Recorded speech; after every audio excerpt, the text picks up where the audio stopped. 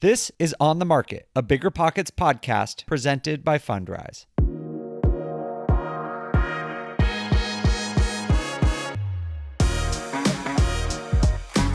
Hey everyone, welcome to On the Market. I'm Dave Meyer, your host, and I am here with two Bigger Pockets and investing legends. We've got Henry Washington, who's here a lot. Henry, how's it going? What's up, buddy? Glad to be here. Thank you. Thank you for being here. And we also are bringing back, I think you are our first two-time guest, Jay Scott. What's going on, Jay?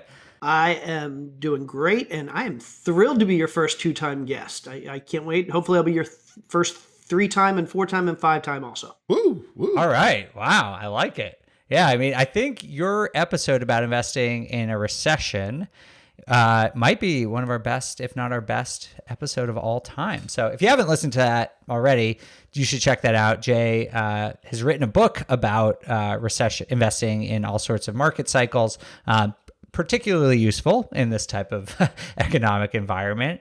But Jay, can you tell people why you're here joining us today? Yeah, I'm here today because you wanted me to be here because you and I are getting ready to release a book, our next book for Bigger Pockets, and you were too ashamed to self-promote and announce it yourself. So you brought me on to announce it so you wouldn't have to look bad.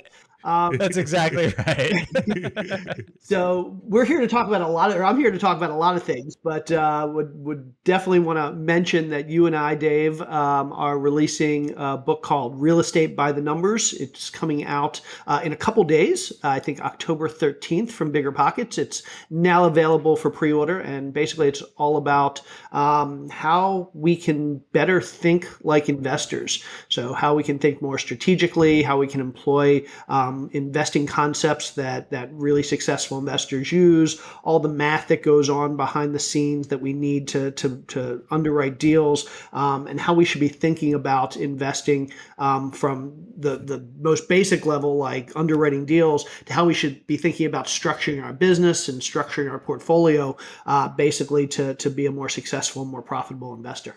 That's perfectly right, and thank you for taking the responsibility of the shameless plug. We got to do it. But I do want to mention that it is available for pre-order for like 2 more days, and if you do pre-order it, there are benefits. Jay and I are both giving away coaching calls. We're going to be hosting a webinar that you can attend. It's like a live Q&A. There's a couple other benefits, and you can use a discount code Dave to get 10% off. Or Jay, I think. Do you have a code also? Yeah, Jay Scott. Okay. Or you could either use the code Dave, D-A-V-E, or J-S-C-O-T-T, Jay Scott, for 10% off. So you should check that out.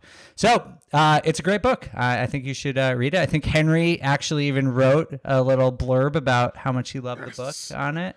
Yes. You know what's funny is if I were to direct somebody, like if somebody came to me and said, "Hey, Henry, I really need to know about what are the best rules of thumb or financial equations, or like, how do I get really good with numbers? Who do you know at Bigger Pockets that could help me with that?"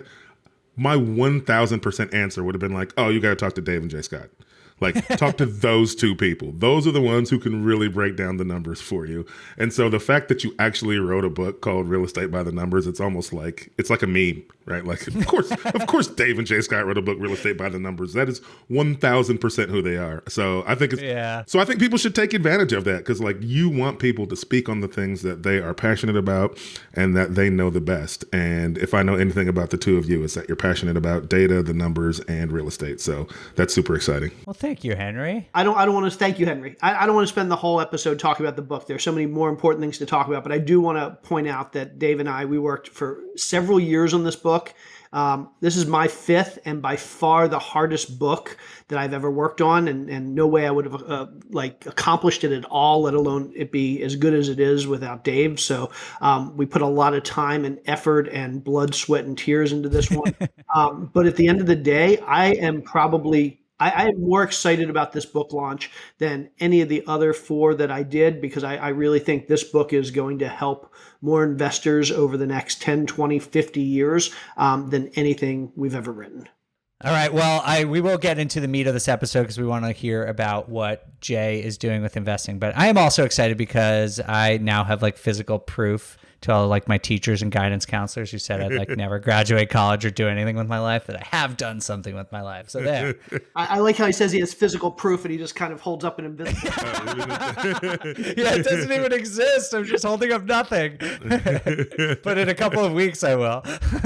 This is what they meant, Jay, when they said I'd never amount to anything. It was all a dream. All right, well, let's take a quick break, but then we are going to talk to Jay all about his investing and what he's doing in this very confusing economy, and we will be right back.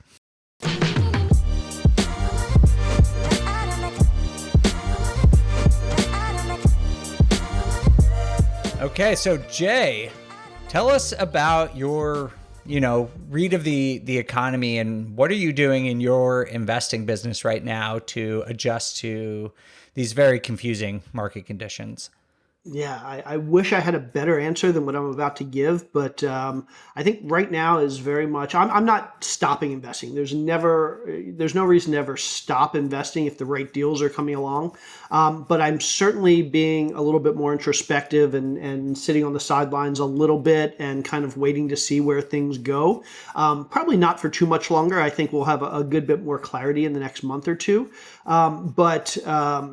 So everybody knows that we're experiencing some high inflation, and that's leading the Federal Reserve to raise interest rates to kind of slow down that inflation, which is leading to higher mortgage rates. And now debt is more expensive. It's harder to get a loan, or it's not hard to get a loan, but it's harder to get a cheap loan to buy your real estate. And so nobody really has any idea of how high interest rates are going to go. And so we're kind of in an uncertain time right now. But what I will say is that even though some other asset classes, I mean, the stock market has struggled a little bit recently, and crypto is down like 80%, and other asset classes that I look at are down a good bit, real estate has stayed pretty strong. Now, certainly there's a few markets around the country that things got so hot over the last couple years, places like Seattle, San Francisco, Boise, Idaho, New York City, where things are starting to slow down a little bit, and we're seeing prices actually decrease in a few markets. But for the most part, in most markets, and I know it's going to be a couple weeks before this episode's released. Hopefully, nothing's happened in those 2 weeks that make this statement look idiotic. But for the most part, most markets have been pretty resilient. And so what we're seeing is there aren't a lot of sales. Sellers aren't really lowering their prices, and buyers aren't necessarily willing to come up to the high prices right now. So what we're seeing is a drop off in sales. We're seeing increased inventory in a lot of these markets, and we're seeing lower transaction volume. But the nice thing is we're not seeing desperate sellers. We're not seeing foreclosures are up a good bit percentage wise, but they were so low that even the big jump percentage wise doesn't translate to like big numbers. So foreclosures are still relatively low. Lots of people locked in long-term, really low fixed rate debt a couple of years ago. So I don't see right now a whole lot of desperate sellers, which means prices are going to stay relatively strong. Now, the downside is as real estate investors, we don't mind if prices drop because we just dollar cost average and buy more real estate. But what I expect over the next at least 6 to 12 months is that we're going to see just a stagnating market. We're going to see prices that don't really go up, don't really go down. We're going to see sellers that aren't really willing to budge off their prices because they don't have to. We're going to see buyers that aren't really willing to come up to the sellers' prices just because they don't know where things are going. And so I think it's going to be kind of a quiet 6 to 12 months, despite the fact that we could be facing a big recession in the economy, and other parts of the economy could be getting much worse. So it's kind of interesting that we're facing a lot of economic headwinds, but real estate could really just be boring for the next 6 to 12 months. Yeah, man, that's super interesting. I kind of share your perspective. I think things are just kind of gonna stay where they are. I don't see much of a drop coming in prices in most markets. Like you said, some markets are going to see somewhat of a drop, but we've got this. What did Jamil call it? We've got this standoff happening in real estate until there's some change that has an actual major effect.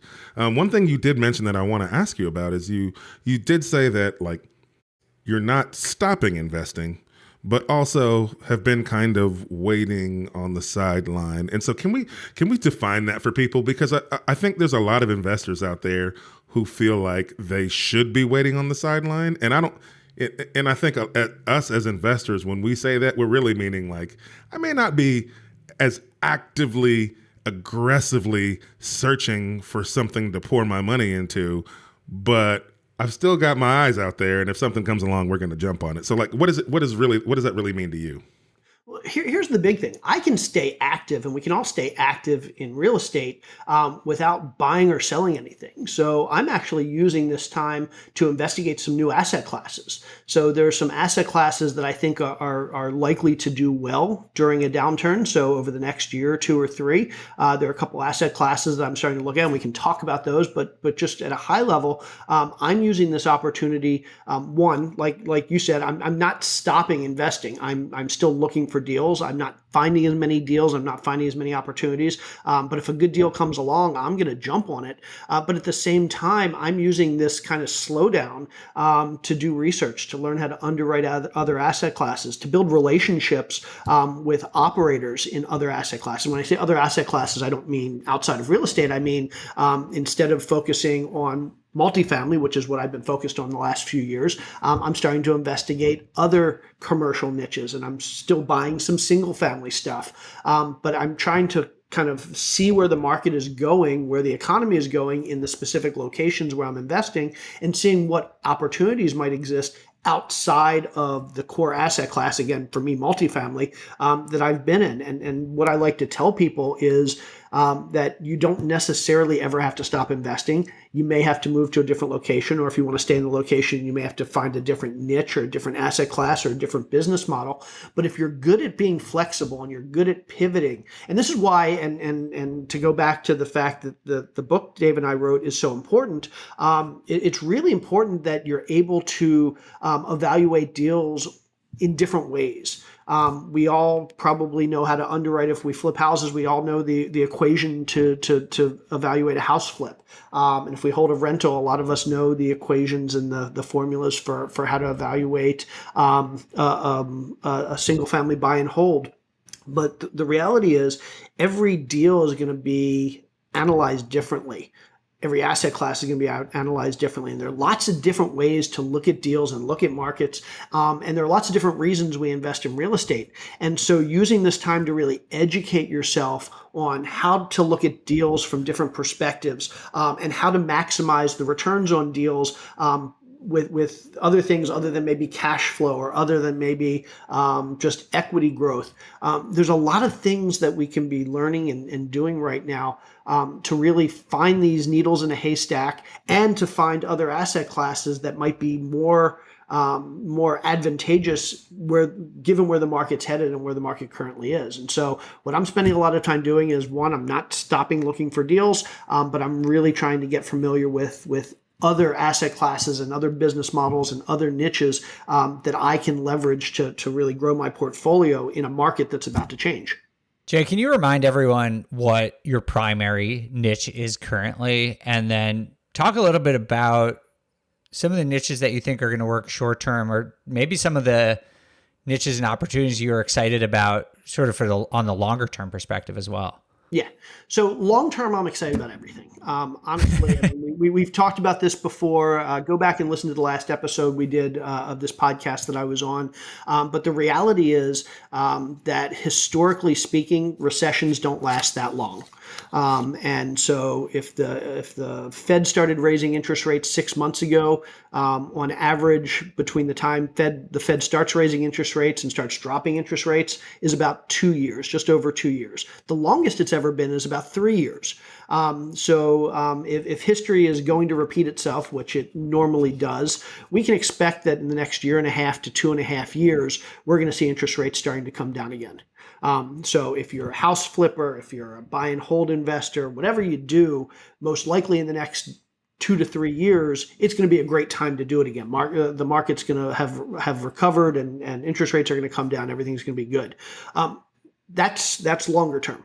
From a shorter term perspective, the next 6, 12, 18 months, what I like about real estate is that there's a segment of real estate called commercial real estate, where values of properties are based on the income those properties produce. So if I go and buy a single family home, like I live in a house right now, the house that I live in, the value of that house is going to be impacted by the value of all the other houses around me. So if somebody goes to sell, if I go to sell my house right now, I'm going to look at what my neighbor sold his house for last month, or what the guy down the street sold his house for 3 weeks ago, or whatever. I'm going to find other houses that are similar to mine, what we call comparables or comps, and whatever they're selling for, that's probably what my house is worth.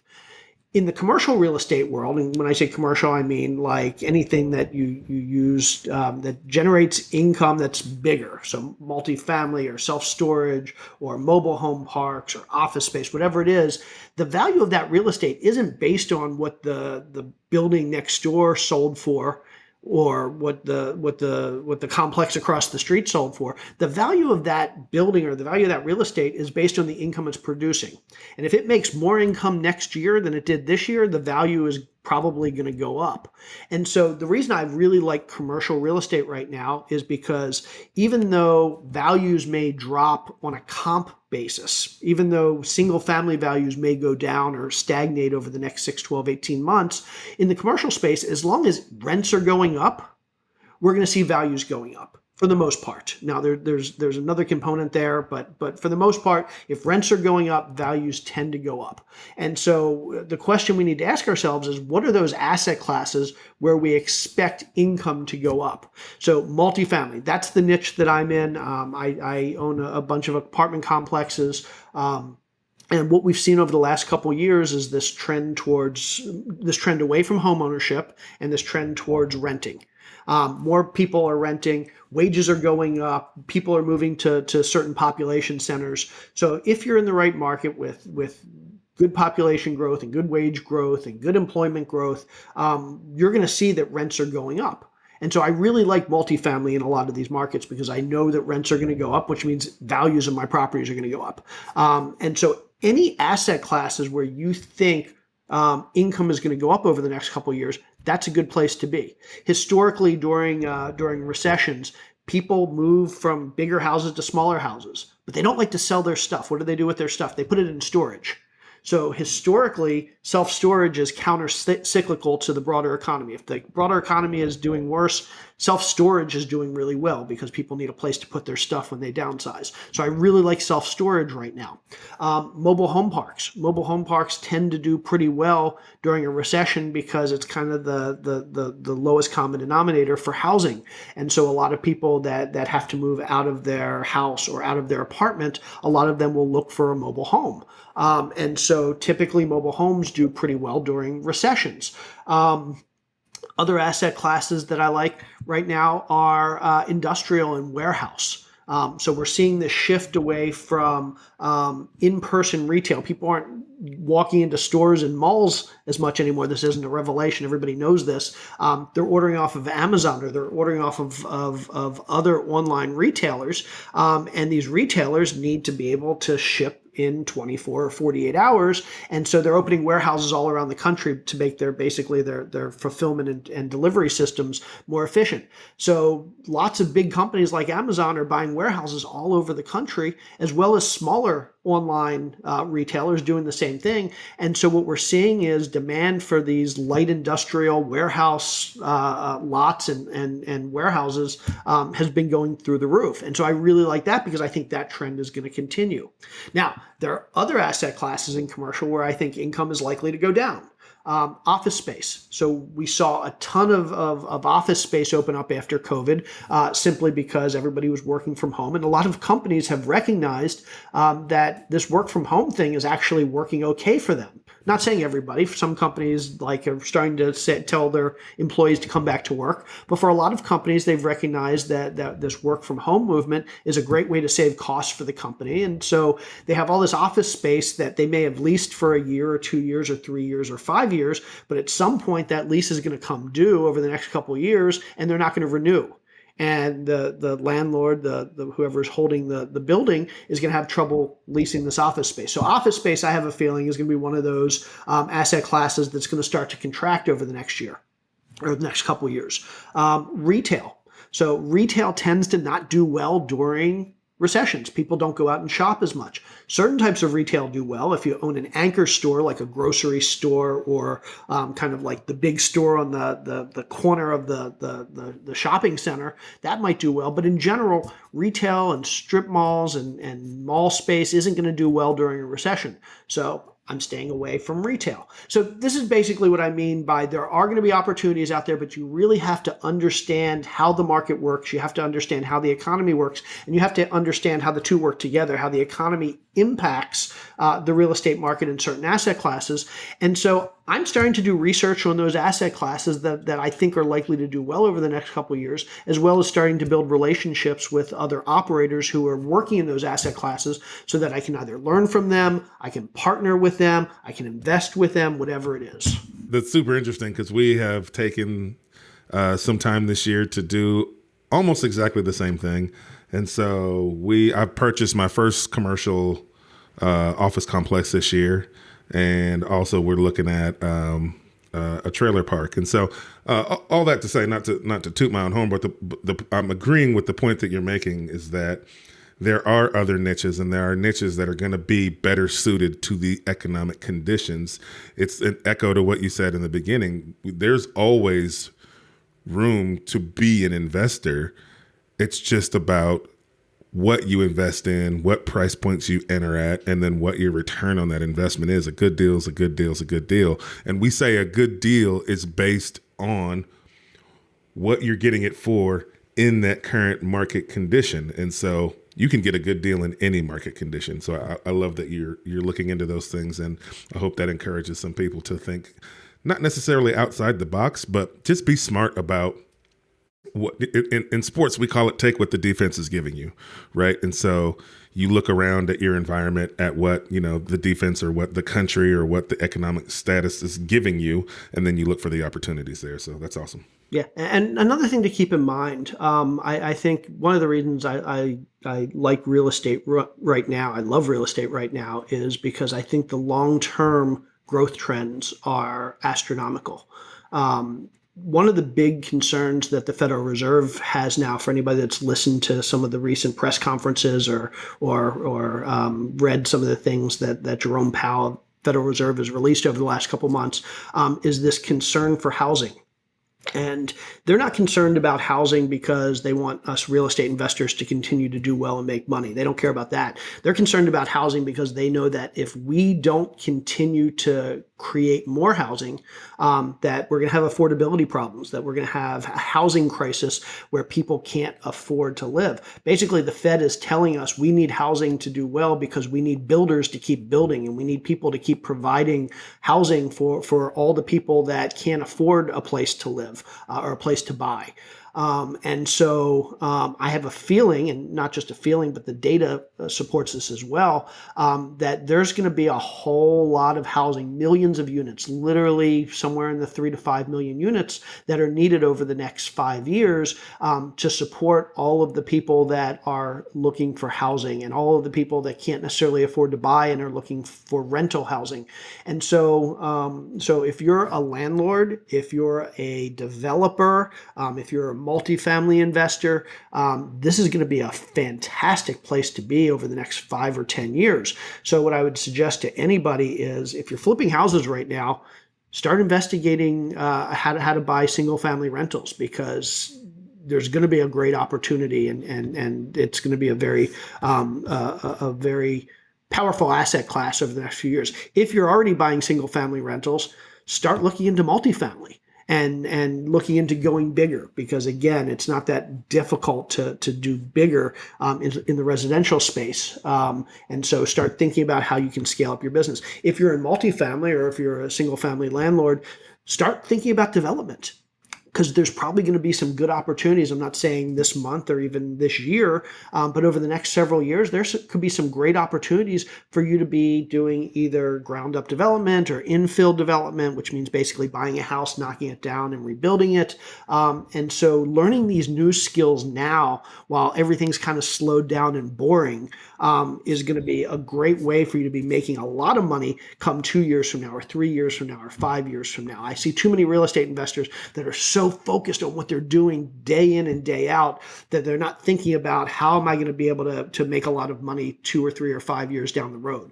Well, now's the time. If you're not doing a lot of deals, now is the time to be reading and learning and studying and building relationships that you can leverage a couple years down the road when the market's really going to need more rental housing. I love that, Jay. That's just such a good synopsis of the long-term prospects for real estate investing. Like it is, there's just a supply shortage in the market. Like there's going to be so many ways to profit from that over the next couple of years, and not just profit from it, but like provide housing for people that need it. Like you are providing value to society, and you could benefit from it personally too. Like it just, to me, I agree. That gets me super excited about real estate investing over the next couple of years.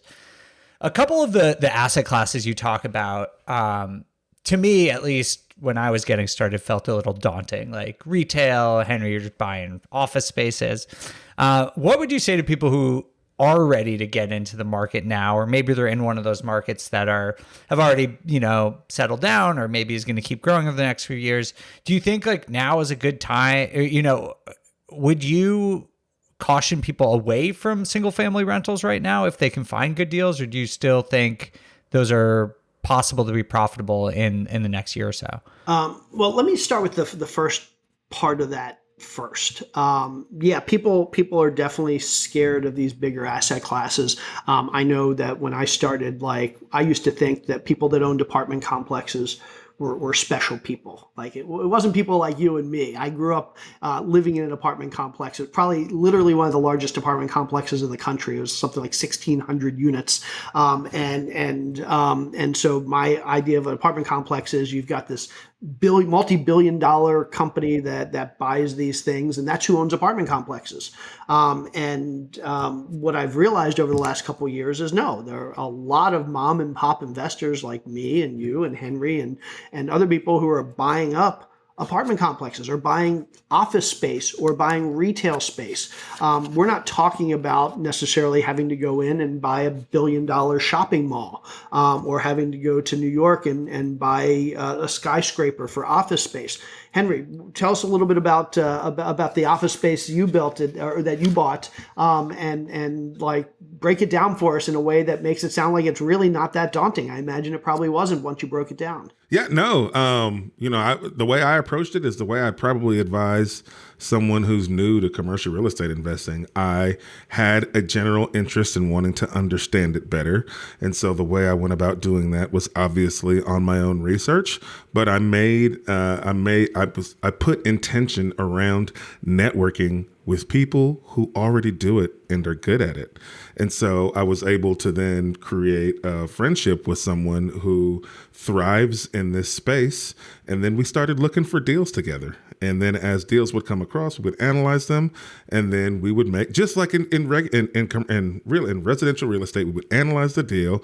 We would figure out what we think the value is based on the income that it's making. And then we would figure out what we think the value could be based on the income that it would be making if everything was at market rates and in good condition. And then we made our offer.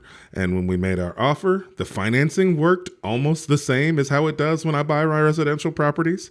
The only difference was the evaluation was based on the money it brings in, right? And so we put the deal under contract. We went and looked at the property. We did an inspection on the property. It had an appraisal.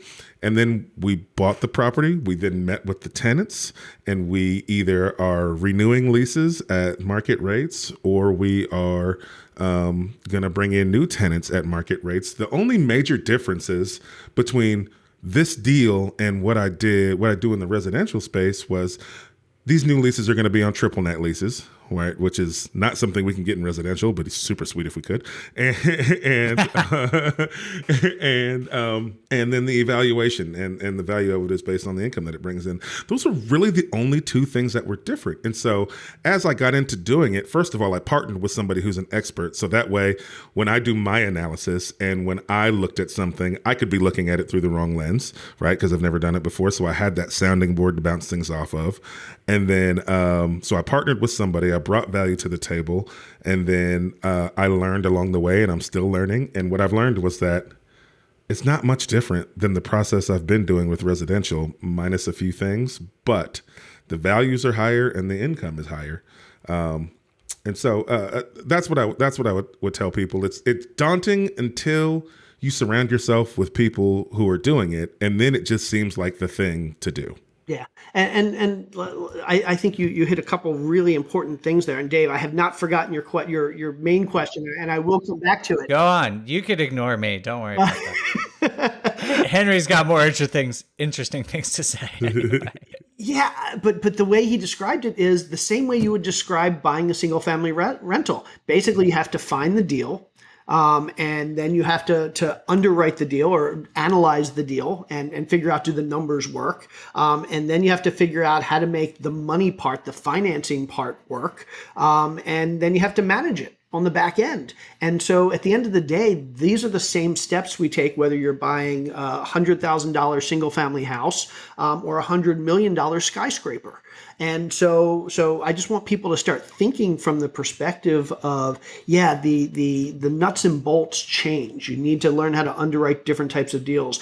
Finding these deals are going to be completely different than finding single family deals. And structuring the loans and the money you put in is going to be different. And then managing it on the back end is going to be different, but it's the same 4 steps. It's finding, underwriting, capital stacks or financing it, and then managing it. And so it's really, I would encourage everybody out there, don't not think big. If you want to be doing single family, that's fantastic. I did single family for 10 years. I love single family, but don't stay in single family just because you're scared to move out of it. If you want to stay in it, great, but don't think you can't do other things. Now, getting back to your original question, Dave, do I think single family is still a good asset class to be in? Absolutely. Here's the thing. There's more single family houses out there than any amount of commercial real estate in the country. So opportunity is obviously larger. And here's the other thing. Real estate in general, single family real estate in general, is one of the best hedges against inflation on the planet. And we're all concerned about inflation. I think we're not going to see 7, 8, 9, 10% inflation like we have the last few months. But I think there's a really good chance that over the next 5 or 10 years, we see inflation a little bit higher than it's been the last 10 years. Last 10 years, it's been under 2%. Most likely over the next 10 years, it's probably going to average 2.5%, 3%. And so what is real estate? Why is real estate good when you see a lot of inflation around you? Well, number one, if you look over the last 100 years, real estate in general, single family real estate in general, in most places, tends to track inflation in terms of home values. So we like to think over the last couple years, home values are going up 5, 10, 15, 20% a year. That normally doesn't happen. But if inflation's at 3 or 4%, home values are likely to go up at least 3 or 4% per year. Secondarily, the best part of real estate is you can get loans against it. You can get the bank to give you money, and they'll give you money at this low interest rate. These days it might be 6, 7, 7.5%, but still you can refi it in a couple of years if rates go down. But the best thing is your mortgage payment never changes. In 20 years, when your income is doubled because of inflation and everything, all the money you're making has gone up because of inflation, that mortgage payment is going to be exactly the same. I mean, I know people that got loans on real estate 20, 25 years ago. They're almost done paying it off, and their mortgage payment is like $300, $400, $500 a month because they locked in debt 30 years ago when everything was so cheap. And now, and when I say $300, $400, $500 a month, that sounds like little, but back then that was a lot of money. because we didn't have 20 years of inflation. So yeah, I love single family real estate, and there's never going to be a bad, as long as we see inflation, and we've had inflation pretty much throughout this country's history. As long as we have inflation, single family real estate is going to be a great place to be. And so obviously you need to know how to underwrite your deals. You need to know how to analyze your deals and look at the numbers. And right now you might want to be a little bit more conservative than you have been in the past. And you want to be more cognizant of the location that you're buying places where populations are growing, people are moving, employers are coming in, laws tend to be landlord friendly. As long as you're focused on those things, you're not going to make a mistake buying real estate that you're going to hold for the next 10 or 20 years. I love what both of you are saying, because you're reinforcing the idea that if you learn the principles and concepts behind analyzing deals, it applies to single family rentals, it applies to multifamily, it applies to trailer parks, self-storage, office space. It's almost like if someone wrote a book that taught you how to analyze those deals and to learn all those formulas, that would be super helpful. So that's me giving you a shameless plug for Jay and my book. We have 2 of them now. We'll give you one more shameless plug. We won't do more than 3. But here's the thing. It's not just about the numbers and the formulas. It's understanding that for any deal you do, you have to ask the right questions. And Dave and I came up with this idea back when we started writing the book a few years ago, that instead of just throwing a bunch of formulas out there and saying, here, learn the math, basically we decided to write a book to teach you how to think about how to do these investments. And we wrote a book that every chapter starts with a bunch of questions. Here's the questions you need to be asking for these types of investments, and here's how to answer them. And so it doesn't just teach you to fill in the blanks or put numbers in a spreadsheet. It teaches you how to ask the right questions and be thinking about investments, because I have investing situations every day that come up where I don't know what formula to use. I can't just stick the numbers in a formula because I don't know a formula. I give an example in the book where I had a house that I was selling a couple of years ago, and I listed it for sale, and I got 2 really quick offers. And the first offer was full list price, cash, close in like 2 weeks. The second offer was from another investor who really wanted the property, but he didn't have the money because he had another deal that was closing, and he told me it was closing 7 months from now. And basically he said, I'll pay you, I'll close on the property, I'll buy your property today, but I can't pay you for 7 months. Like, you'll have to wait 7 months. And I paid cash, so I could do that. I could hold the note. I could do what's called seller financing. And he said, I'll pay you in 7 months. I'll buy it now, but I'll pay you in 7 months. And he said, I'll pay you more than list price. And so I needed to figure out, how much more do I need to be selling this property for in 7 months so that it's a better deal for me than selling it for full list price today? And so once I knew the right question to ask, and that was the question I needed to ask, how much is a property going to be worth in 7 months to me? Or how much do I need to sell a property for in 7 months for it to be worth it, not to get the money for 7 months? And once I realized that's the question to ask, well, then I can figure out what formula or what concepts to use to plug the numbers in and figure out what that number was. And at the end of the day, this was a real deal I did. I went back to the guy. I figured out how much more I would need in 7 months to make me actually get the same amount of money. And then I bumped it up 10,000. I went to him and I said, here's how much I need. And he said, okay. And I knew that I was actually getting a better deal waiting 7 months for my money. And so that's not something where I could just have said, okay, stick it into this formula and get an answer. I needed to understand the concepts behind, in this case, something called time value of money. If I wasn't going to get my money for 7 months, how much more do I need to get to make myself whole? Well, learning about the time value of money legitimately changed my life more than almost anything. Once you understand and can incorporate that concept into your everyday thinking, your spending, your investing, it's really honestly life-changing. Henry, I'm curious, are there any formulas, investing tricks, or concepts that you have come across in your career that have sort of just opened your eyes, that really sort of changed your perspective on investing or money in general? Yeah, yeah. So for me, I'm mainly single and small multi, right? And so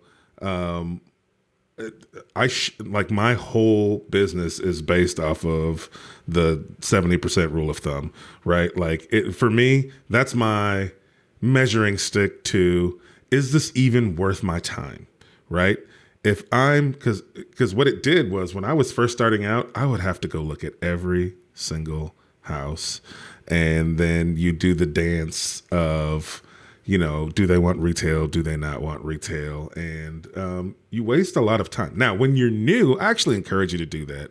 The more houses you can walk into and evaluate and make offers on, the more experience you're going to get. But as you close more deals, that time that you're putting into that is better used on deals that are actually going to produce the income. And so I had to figure out a way to still evaluate property and scale, still make the amount of offers I need to make, but not have to physically go put myself inside of every property before I knew that. And so I know everybody understands, or most people have a general understanding of what the 70% rule is, but understanding it and then putting it into practice in a way that's going to benefit you financially are two different things. And so for me, everything gets run through that filter before I'll even go put my time into looking at that property and making an offer. And I'm not saying that that rule is a hard and fast rule, but what I needed was something for me to say, hey, this is probably worth your time,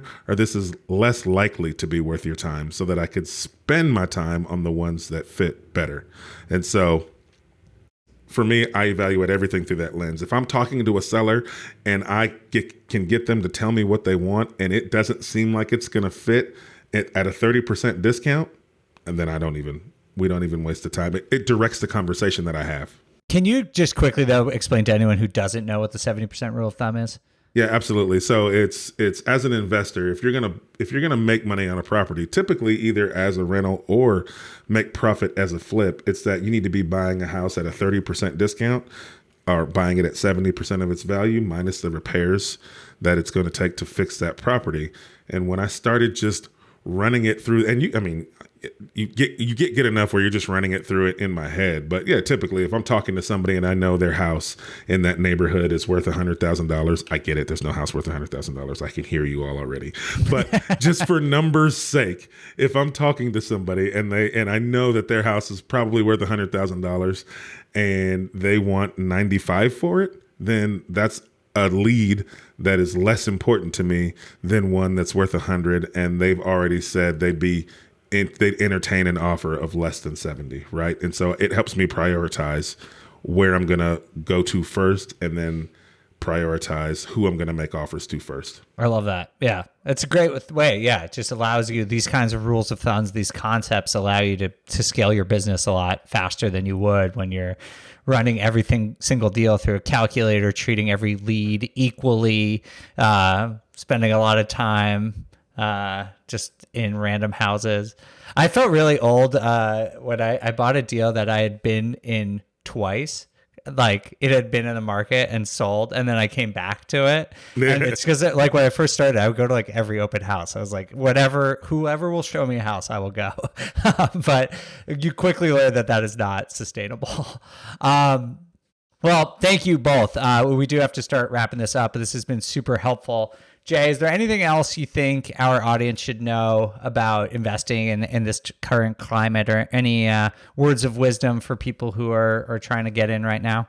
Yeah, I'm going to use anybody that's listened to me speak more than 2 or 3 times has probably heard me say this, but for anybody out there that hasn't heard it or that just needs the reinforcement, anybody out there that's looking to get that first deal, I don't believe there are any secrets in real estate. It's go to bigger pockets. It's all out there.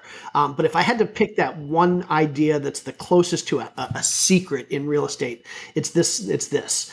I've met 2 types of real estate investors in my life. 95% of the real estate investors I meet have never, ever done a deal. They want to do a deal. They're trying to do a deal. They're thinking about doing a deal, but they haven't yet done a deal. That's 95% of the investors I meet. The other 5% of investors I meet are people who have done 3 deals or 5 deals or 10 deals or 50 or 100 deals. There's one type of investor I hardly ever meet, if ever, and that's an investor who has done 1 deal. And there's a reason for that. There's a reason for that. Because if you can do 1 deal, you're going to do a second, and you're going to do a third, and you're going to do a fifth, and you're going to do a 10th. It's so hard to get that first deal, but anybody that does recognizes the second one becomes so much easier because all the pieces fall into place. And the third one becomes so much easier after that. And the 5th one and the 10th one, they all get easier. So if you're one of those people that's on 0 deals right now, just remember, if you can get to 1 deal, you will do 3, 5, 10, 50, 100 deals. You just cannot stop until you get to that first deal. Don't give up until you get to that first deal. And once you do, you're going to realize, wow, this really isn't that hard. And now I understand, and all the pieces have fallen in place, and everything's going to get easier. So for anybody out there that needs a little bit of motivation, don't think about how hard it's going to be to do 10 deals, because it won't be. It's hard to do 1 deal. And as long as you don't give up before you do that first deal, the rest of this business is easy. I love that. I'm feeling inspired now, Jay. That was good. I totally agree. That's a good point. I don't know anyone who's been in the game who did a deal like 5 years ago, and I was like, I had enough. That was good. Exactly. Well, Jay and Henry, thank you so much. Again, if you want to check out the book that Jay and I wrote together, it is available right now for pre-order. If you use the code either Jay, Scott, or Dave, you'll get 10% off and a chance to win coaching calls with either Jay or myself. And hope you check it out. I think you'll really like it. Jay, where can people connect with you if they want to do that? Yeah, absolutely. So anybody wants to connect with me, go to www.connectwithjayscott.com, and that'll link you out to everything you need to know, and also let you get in touch with me directly if you want to. And Henry, I know that everyone who has an Instagram account already follows you. Your Instagram is so popular, but if there's like 3 people out there who don't know yet, what's your where should people connect with you? Yeah, best place Instagram. I'm at the Henry Washington on Instagram. All right. Thank you both for being here. And thank you everyone for listening. We'll see you next time for On the Market. On the Market is created by me, Dave Meyer, and Kaylin Bennett. Produced by Kaylin Bennett. Editing by Joel Esparza and Onyx Media. Copywriting by Nate Weintraub. And a very special thanks to the entire Bigger Pockets team. The content on the show On the Market are opinions only. All listeners should independently verify data points, opinions, and investment strategies.